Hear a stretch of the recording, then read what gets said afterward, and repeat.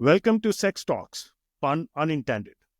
In this show, we talk to the members of the global customer and employee experience community and dig deeper into the experience equation, where our guests share their journeys, insights, stories to inspire, educate, and demystify.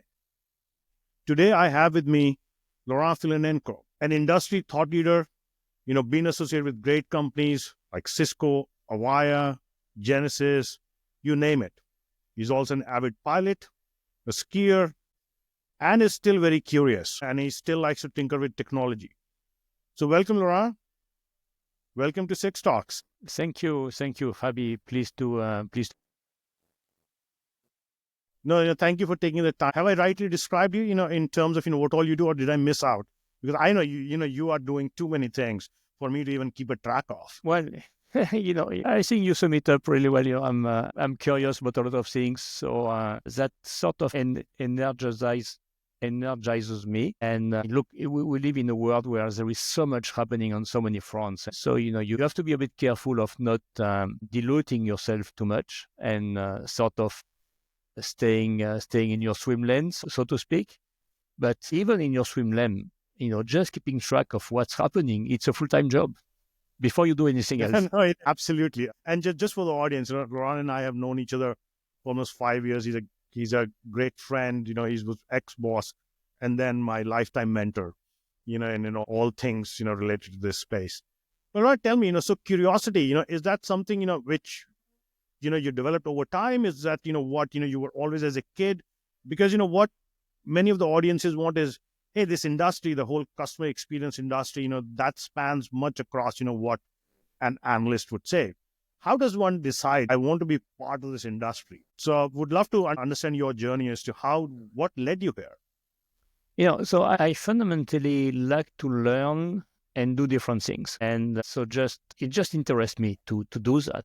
It's very personal. I don't know how people themselves, feel about it. So it's impossible to know. But to me, learning new things, understanding how things work is something I really like for some reason. Mm-hmm. And, my professional journey was kind of one thing led to another. I cannot say I had a big master plan.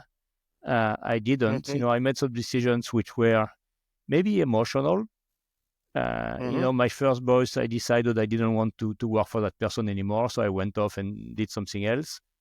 And that was it. So, and now, I'm still continuing to do things. What I realize as well, it's difficult, especially as you get less young. It's a matter of credibility, and people are tag you with a few things. And when you come into a new space, you don't have those tags, and it makes things more difficult. That's an interesting comment. It's basically saying that, yes, you get typecast over time. Yes. To be known as one, but then you have to break that mold to grow. Yes. Every single time. Yes. And then it's always hard. Yes. Because of acceptability, because what you're used to, being known as an expert and suddenly going to something else, where you might be a nobody to start with. And that's also, I think, what stops a lot of people from trying new things out. Yeah. Is just letting go of what they're used to. Right? You need to let go, and you need to accept that you need to prove yourself again. And there are things you don't know, that the unknown unknowns, to use a fashionable terminology, the unknown unknowns that you are not controlling. So when you've been in a space for a while, so you don't have too many unknowns. So but because you know how things work, it changes. No, but absolutely. You know how things work. But when you don't really know how things work, it's exponentially harder. Yes. If I was to link it to your corporate journey, it's very important for the companies also to unlearn and, know the unknown, right? You've been with Avaya, you've been with Cisco, you've been with Genesis, okay, all great names. But if you look at today at the CCaaS industry and, where each stand against each other in the marketplace, They all have very different. So some are successful. Someone is growing the market share. Someone is losing market share. How do you see that? Is it, how does a company unlearn or learn to stay ahead, right? And then, how does, or is it that, some companies understand the CX better than the others and hence they took that leap? Or was it the product innovation? Because there's so many factors which leads to that success. Would love to get your perspective, having been through that and also now, working with a lot of startups. Yeah, a good analogy, it's a minefield. And some companies, they just trip on mines. And, in the names you cited, it's no, I don't think it's offensive to say that Avaya is not what it once was. I don't think it's offensive to say that Cisco is not really the leader right now in contact centers. And Genesys, it's a private company, so numbers are not public. Neither is a contact center at Cisco or Avaya, by the way. But they seem to be doing better. And if you look at why is Genesys better, well, it was always a company which was hyper-focused on contact centers, number one. Number two, they make a big, bold decision, 16, with the backing of their private equity sponsors to go and buy what was then Interactive Intelligence. And if you look at NICE, that's the same story. In 2014, if my memory serves me well, they went and bought InContact. And it was a lot of money back then that they shared. I mean, if you go back and look at the comments, well, that's so expensive and all that, but that serves them really well. So in a nutshell, what you're saying is these companies made big, bold moves from a future perspective, and hence, they were able to reshape the marketplace. Exactly. Going forward. Yeah. In cloud. Okay, Five9 was organic growth, but apart from that, mostly if you take NICE and Genesys, their growth came from their massive cloud acquisition. And then, do you think that space is getting crowded now? Because if you look at any quadrant today, there's almost like 20 names you see, and then every year you're also seeing, some drop off, consolidation happening. How do you see that space evolving? There is still a very large number of companies entering and exiting the space every single year. So many startups in CCaaS. I think the space is ripe for consolidation, number one. And I also think the space is ripe for disruption. When you look at the industry, a few years out, not tomorrow, a few years out, contact centers are going to be very, very different from what we know today. I mean, the writing is on the wall. Having said that, let's be a bit cautious, because the writing has been on the wall for the end of telephony for the last few decades. And we still use the phone, but we use the phone differently now.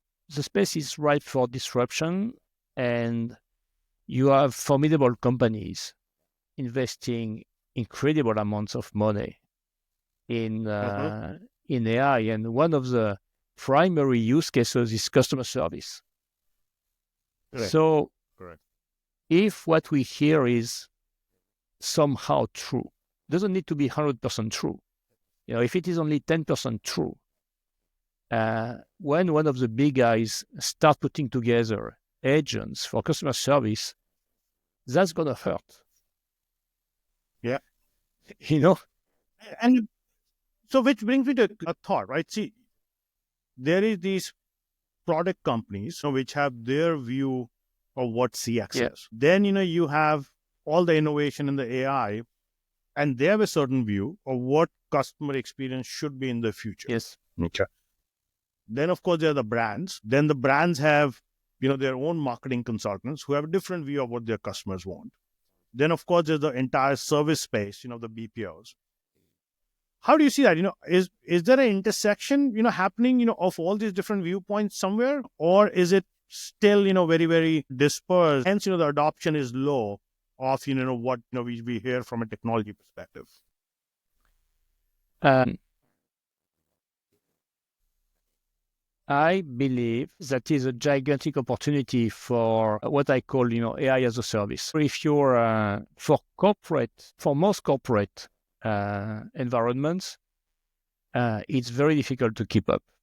So, of course, if you're just to pick a name, JPMC, they have hundreds, if not thousands, of people in AI. They pick people from the best companies and colleges and all that. So they are equipped. So they know what they're doing. They're going to do it. But for the most part, many companies won't necessarily have all the skills to put all that together. They might have an idea of what they want to achieve, but how, with which tools, that remains to be seen. There are simply not enough qualified people to do that right now. And if they're qualified, they're so super expensive that they are not affordable necessarily for every single company who needs to up the game in customer service. That's number one. So I believe you will still have service providers serving companies and technology providers. So those three, I'm entirely convinced that the equation will continue to exist. Yeah, boundary will shift. Skills which were in one category or the other might move, but we are going to see that. Another thing that I was thinking about is how do you manage your data, which is really fundamental to all this. So there is an opportunity there. Who is going to seize it? Again, if it was that simple, companies would have done it already. So that is a question we need to ask ourselves. If it was so simple, why is it not there?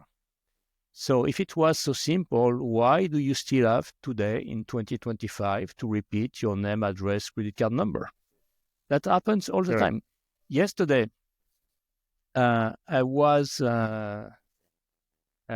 an interesting experience. So that was yesterday, January 22nd, 2025.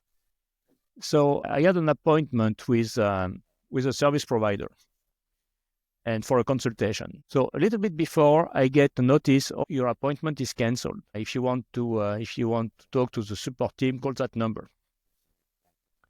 You would think in 2025, when you cancel an appointment, you send a link to reschedule the appointment. Correct. Well, no link. Then I call. What happens? I stay 20 minutes on the line, and then the call goes into dead air. No music, nothing. Okay, hang up, call again, same thing, go to the website, or there is a chat button. Talk to the chat button, find a very nice agent, very courteous by chat. But the agent told me, no, I cannot do anything for that team. You need to call them directly. This is a number, which is the number I have been calling. And I ask, okay, is there a way for me to talk to somebody, not a number, to somebody with a name? And they wouldn't provide that. So I said, okay, well, thank you. I understand. This is not your fault, but this is terrible. So go to the phone again, finally talk to somebody. Finally, they give me another appointment. Meanwhile, I had, taken notes of that experience and sent a message to the CEO on LinkedIn. And we'll see if I get a response. My hunch is I won't get a response, which makes it a terrible company. Exactly. What you just described is basic. So are we seeing that because of the hype, one is hype that gets created with all the new tech, number one. Number two, a lack of really understanding what is AI versus what is machine learning, what is just simple Excel. So everyone is just ignoring working on the basics. Yeah, exactly. Yeah, no, because everyone is like, give me AI.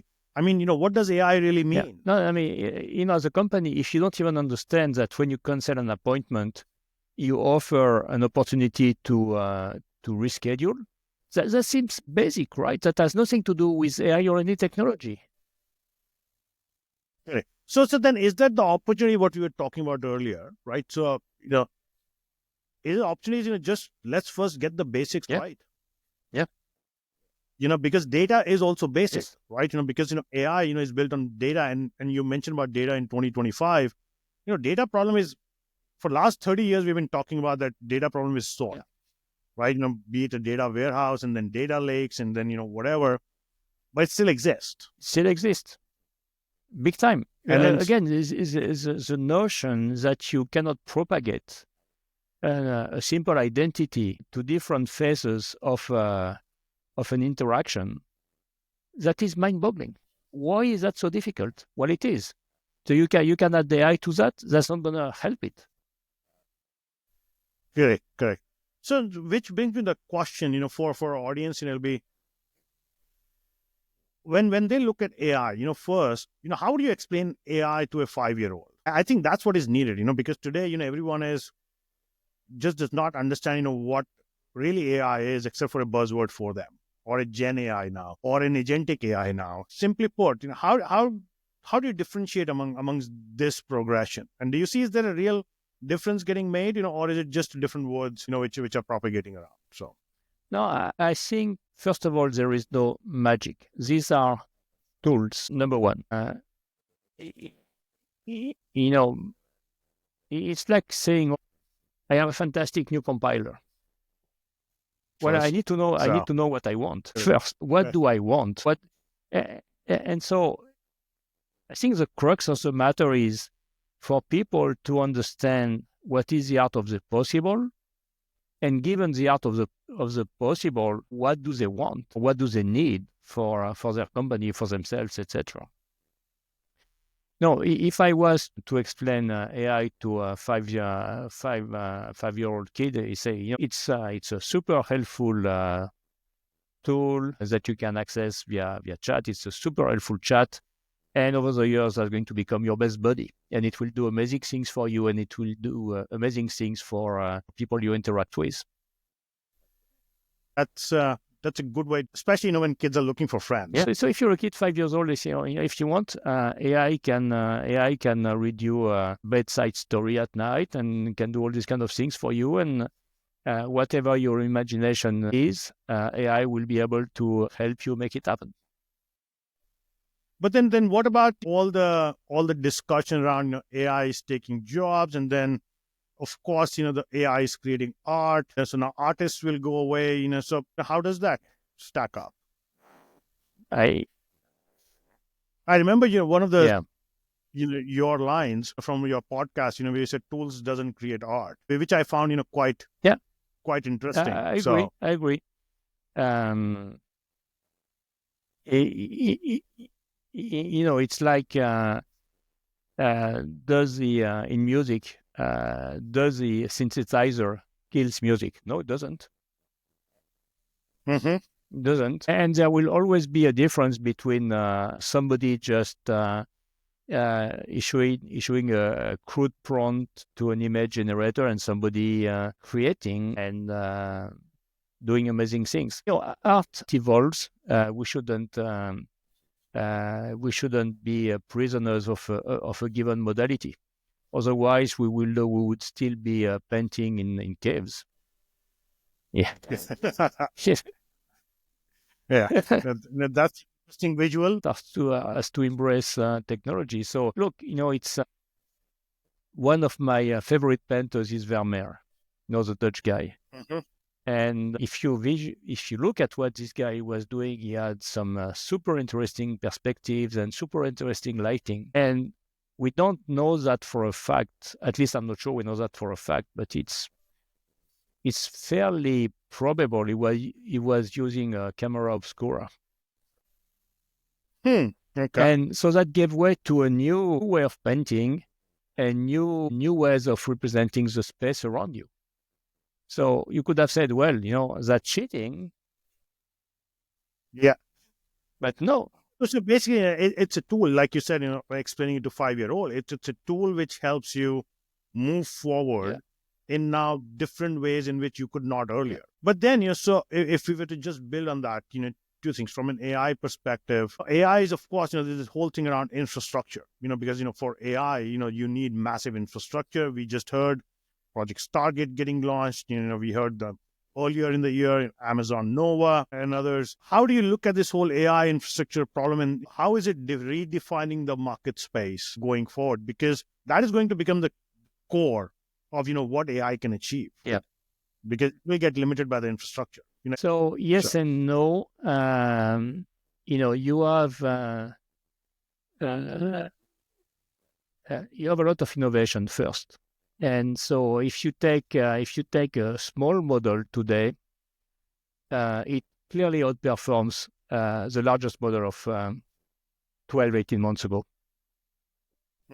roughly, right? But you take smaller models today, they are better than ChatGPT 3, which was only 2022. 2022. Yeah. So you have technology progression, but the amount of what's interesting is the cost in all that, because those $500 billion privately funded, somebody will have to pay them. And so I'm scratching my head and saying, okay, how does that work? If you look at numbers, the monthly subscription to ChatGPT, which give you, not the pro one, which is $200, but the monthly subscription, $20. So that's about a little bit more than 2 cups of venti lattes, blah, blah, blah, at Starbucks. So for 2 cups of venti lattes, whatever, you have access to ChatGPT 01 for 1 month. That is mind-boggling when you think of it. Yeah. So to me, the difference in productivity between your 2 cups of, your 2 cups of Starbucks don't give you as much productivity as your monthly 01. So that's one thing. But then, how many people need to pay their $20 or more for OpenAI to be profitable? That's a lot of people. But can they get there? Yeah, because over time, things are the spend is going to be displaced. So if it is net additional spend, that's a problem, especially for individuals. But when you look at your bills, how much you pay for your TV monthly? Yeah, about, let's say, $100, overall, including all the services. At least. Well, I pay more. I need to call them, but I pay more. So I probably have a crappy plan. But see what I mean? So it's very possible that when Apple starts charging for Apple Intelligence, are you going to say no or yes if you're an Apple customer? You see what I mean? So we'll see how that goes. To me, the economics are, Stargate and even before Stargate, Microsoft, Amazon, Google investing in the vicinity of $15 billion per quarter. There must be somehow, somewhere, a business case for it at some point. That's what I'm saying. It's like back to customer service. If you need to spend, let's say, $500 per month on AI, but you replace somebody. So $500 seems a lot of money to spend per month.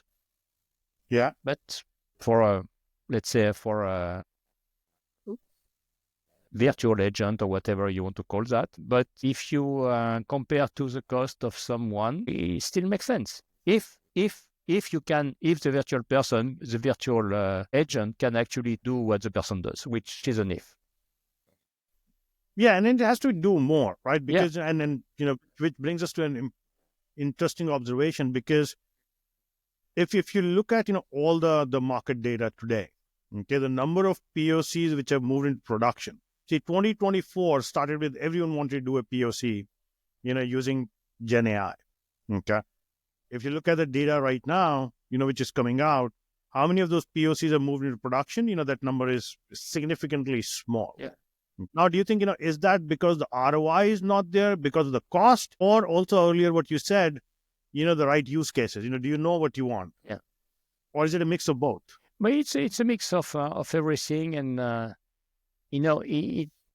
most POCs don't deliver enough. That is a fundamental problem. They either are too broad and then they fail, or they are not. To me, POCs that work are POCs which tackle well-defined problems with a view of work before you run. Start small, prove it, expand. But most POCs are okay. I have a budget. I need to do something. Let me throw some money at the provider and see what sticks almost. It's about defining the right KPI Yeah. and the success factor front, Yeah. and then what does it look like if it's scaled, to a complete new production. Yeah. Yeah.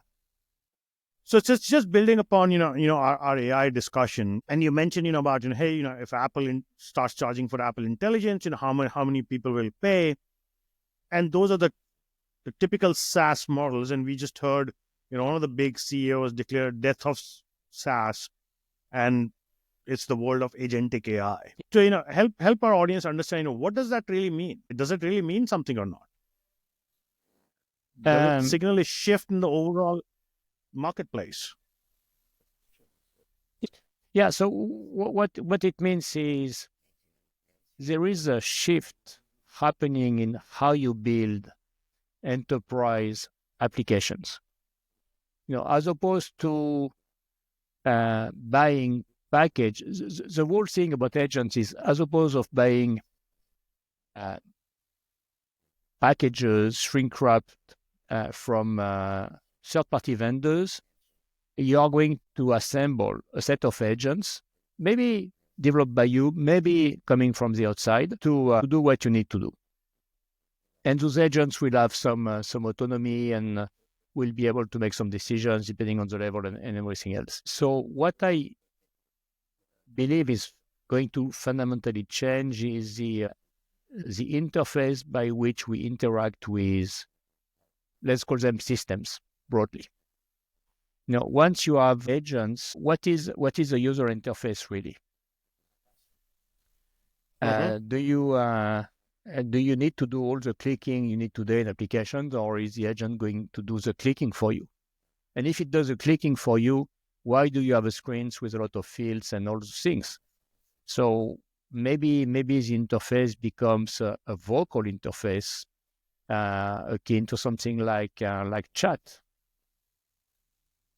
So, and maybe you give commands to the agent, and then the agent does its work and reports back. Yeah. Correct. Yeah, and maybe there is some keyboard inputs, but maybe there isn't at some point. And maybe you just describe what you want to do, but the description of what you want to do can be complicated. I wrote an article on data and data governance a while ago, last year, and actually with a friend, and we took an example of dress for a fashion brand. Do you know how many attributes there is for a dress?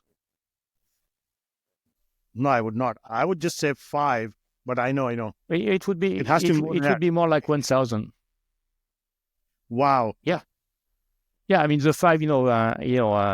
Model, color, size, fabric, and etc. But no, you have for that brand, 1,000 attributes of what a dress is. And, because like you said, it's not the same for the marketing guys or people. It's not the same for the financial people. It's not the same for the logistics people. It's not the same for the designers. They all look at the same object from a different lens, and they have all have different characteristics they look at. Also, you can have I don't know who is the provider of the fabric and a bunch of data about the provider for procurement purposes, and then you could have a bunch of chemical characteristics for environmental purposes, and on and on and on. So before you know it, you have a huge set of characteristics, and what you want to do, you always build workflows around those data. But you need to understand those data, and you are not just going to do that by voice. At some point, I don't believe that written or structured data is going to disappear. Okay. Your thought process around AI infrastructure, how does it all fit into the mission of Deep Tech Group, which you started about 12 months back, or more? Yeah, 12 months. Yeah, we're 12 months next week. What we found is, when was that? In the last earnings call from NICE. So NICE is, they are doing well. But it was interesting because the backlog is going faster than revenue. And so there were a lot of questions from the financial analysts, but what does that mean?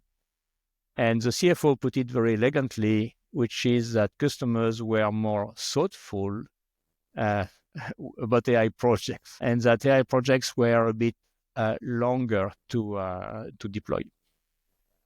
So this is what we are finding as well in deep tech. So we are a small structure, so we work with three or four solutions, not more, and we don't do mainstream stuff like everybody else, because that's not the battle we want to fight. So we have several criteria for solutions to work with. It has to be quickly understandable. You don't need to have 2 hours of mumbo jumbo on slides to figure it out. It has to be companies where we have a good sense of whether the technology is perennial, and it has to be companies that we can work with, which is a bit more subjective, but also matters. And so in 1 year, we've been able to have paying customers and build a significant pipeline as well. So and right now we are expanding our network of sellers, if you will. So that's super interesting. So I see the next 6 months as really critical in terms of business acceleration. So, but I'm fairly optimistic on what we can do. Having said that, like everybody else, getting people to sign a PO, it's hard these days. Yeah. People are watching. They don't want to make a mistake, really. There is always is that a must-have or is that a nice-to-have? Do we absolutely need to do that? And on and on. So so that is what we are seeing. But one thing is, we try, what I was saying, to keep it simple and content. Don't try to boil the ocean. Baby steps. Prove the thing, and the best way to prove is to do A/B testing. So you correct. You don't ask customers to do a wholesale change overnight. You say, okay, take if you're a contact center, take 20, 100 agents, what have you, something which is measurable, and look at the difference. And if you like what you see, then let's expand. If you don't like, no hard feelings. Yeah, like you said, right? And define the POCs which are measurable. Yes. Where you can demonstrate the success, and then demonstrate success fast enough. Yeah. To then scale. Yes. Correct. So that becomes very critical. Yeah. So the POC is not just to, before that, traditionally POCs were, okay, let's make sure it works. It's, let's make sure it delivers. Correct. And I think that's a great point. Change of mindset, do a POC to make it deliver, with an end goal. Yeah. So. And so, doing that gives me a very specific lens, meaning it has to be products or solutions which can demonstrate change and ROI within 1 month. We don't want to do a POCs of 6 months. 6 months. Now Correct. we want it to be quick, so our customers don't waste their time, and we don't waste our time on having 6 months engagements which lead to nothing. It's not good for anyone. So can you make a difference quickly? Yes or no? That is really what we are looking at. Got it. Okay. This was very helpful. We are just being mindful of the time, which brings me to my last question. You're doing so much. You're an avid skier. You're a pilot. You're also engaged on the climate front. You also write about nuclear energy, and then there is the mental health startups. You are engaged with. How do you manage your time? How do you manage all these different interests, time, and commitment to all these different things? But truth be told, you have priorities. So deep tech is a priority, and then mental health technologies. I've been involved with that company for a while, and that's a priority as well. And the rest is more extracurricular, if you will. So I am by no means an expert in nuclear energy, but I find that what is happening is super interesting from an industry point of view, because to power all those data centers, the best answer really is nuclear energy. Correct. And I'm convinced that because of that, we are going to see a rebirth of the nuclear energy innovation in the US. And I'm convinced the US is going to acquire so much experience on small modular reactors because of the AI data centers, that is going to be incredibly good for the country, and that's going to make a very, very competitive difference. And that is important because if you look at history, which I'm a big buff of history, correct. Cheap energy is a massive competitive advantage, and it is amongst nations. So the importance of that, I think, cannot be understated. That's great insights, Laurent. Thank you for joining us on this podcast. I'm sure our audience learned a lot. Any last comments you want to make to our audience? Well, the last comment is it's important to try to understand what's happening. There is a lot of noise as well, but it's if you have decisions to make, try to get to the facts. It's not easy, but you need to do that. Great. Thank you, Laurent. And an audience, for Deep Tech Group, you'll find the links and the way to reach out to Laurent in our comments section below. And thank you. Thank you once again. No, thank you. It'll be a pleasure.